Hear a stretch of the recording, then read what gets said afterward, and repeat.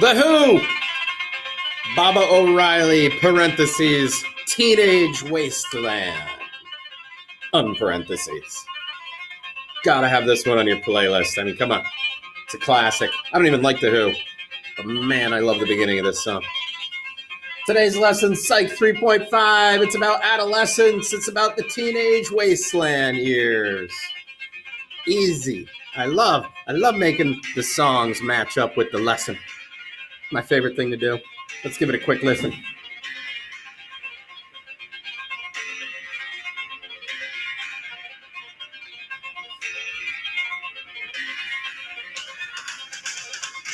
Yeah. All right, here we go. It's like 3.5. Get it in your notebook. It's adolescence. How are we going to define adolescence? Adolescence is an easy one. I think you're an adolescent. I try to act like one. Why? I haven't really grown up yet. You? I don't know. I don't know what your story is, but me, I'm trying to stay young forever. Okay? Adolescence here. We got, this is the time period. We're going to define it. The time period from the onset of puberty to adulthood.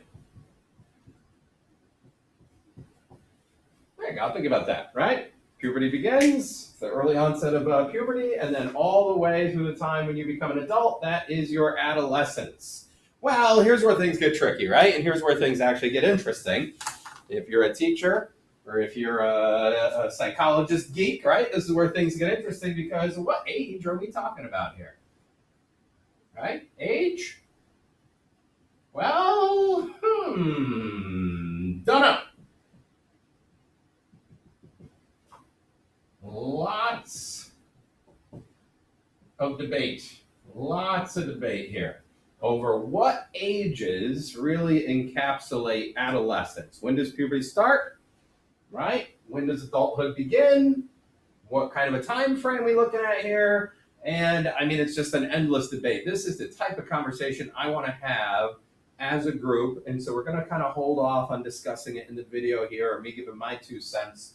But let's approach things from the old, can't get sick of this. The old, I know, Amorosa loves her T-bar charts, the old nature versus nurture argument.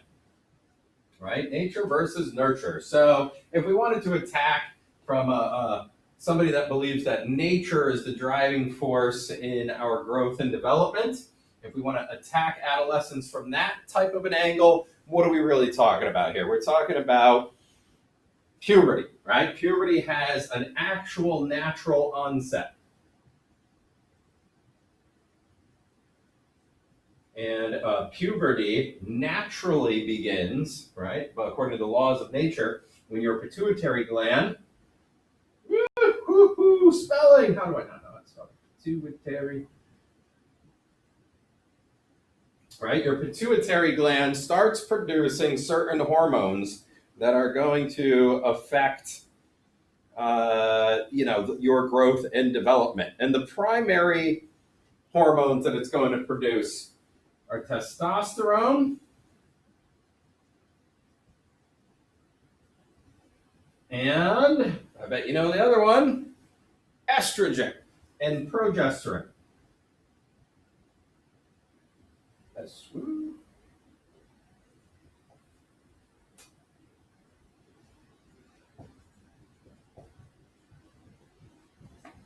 estrogen and progesterone. Testosterone, estrogen, and progesterone. Perfect.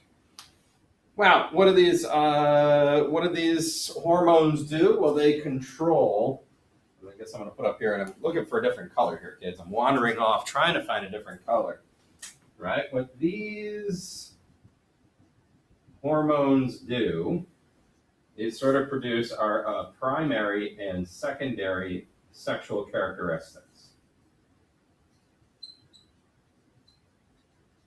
Am I off the screen? I might be off the screen over there.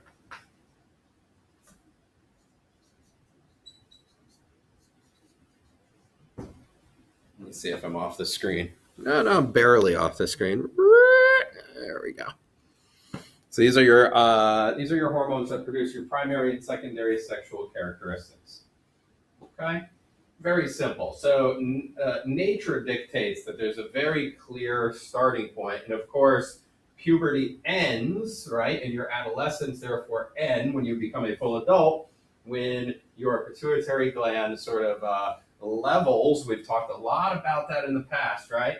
We've talked about that sort of plus minus flow of hormones on like a graph, and I kind of do this thing.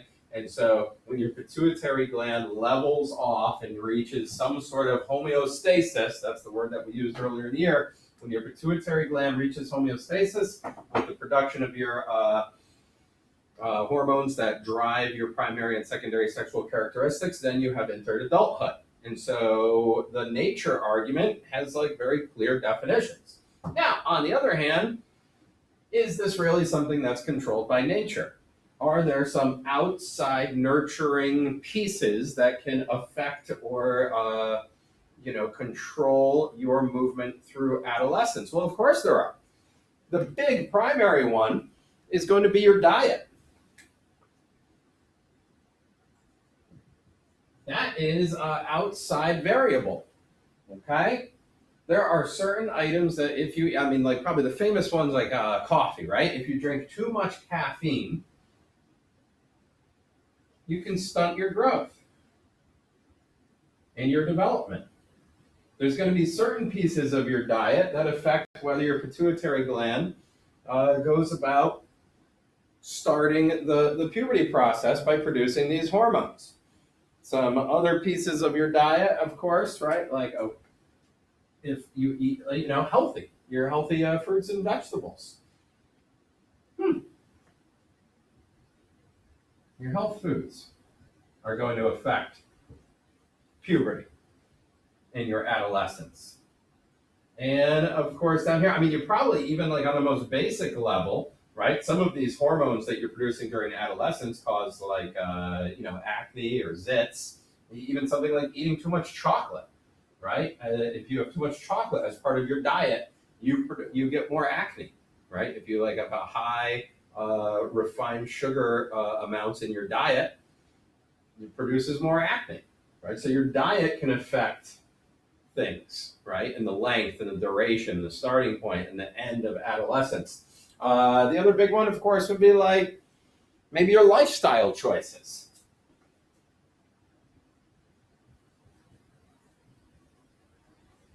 Now, what are we talking about with lifestyle choices? Well, this could be a myriad things. Ooh, myriad, great word. Something like your body weight. Now, is that really a lifestyle choice? Of course it is. You could choose to work out. You could go hit the weight room. You could go for runs. You could be more active. These are lifestyle choices that affect your weight. And your body weight affects the time period and the starting point and the end point of your trip through puberty into adulthood. And so again, what ages are we talking about? It's very, very complex. Not only is the nature piece involved, but then you have all of these nurture pieces that affect it, right? And can have some sort of bearing on what's going on. Social stress and social deprivation. Huge lifestyle choices. Right? Social stress can affect your development, right? And it affects your hormone production. It affects your length and duration of adolescence. Down here, some other lifestyle choices. They're a social deprivation, meaning if you choose to go without something that is normal for your age, right, then that you are socially deprived in that way, and that affects your journey through adolescence and puberty, right? If you're denying yourself some of these things that occur naturally in these age groups, right, then you're just lengthening the amount of the time that is involved in the process. So it's complex. I want to have this discussion in class, though. Right? I want to be able to have the debate. I want to be able to have the discussion of what age groups you really think adolescence affects, because there's been a lot of psychological research lately that you might find surprising in this aspect. Okay? So that's that.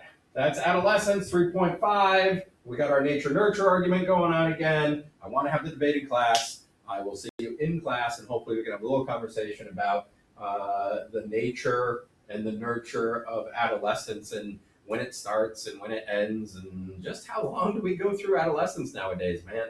I'll give you a hint. It's getting longer and longer. Adios.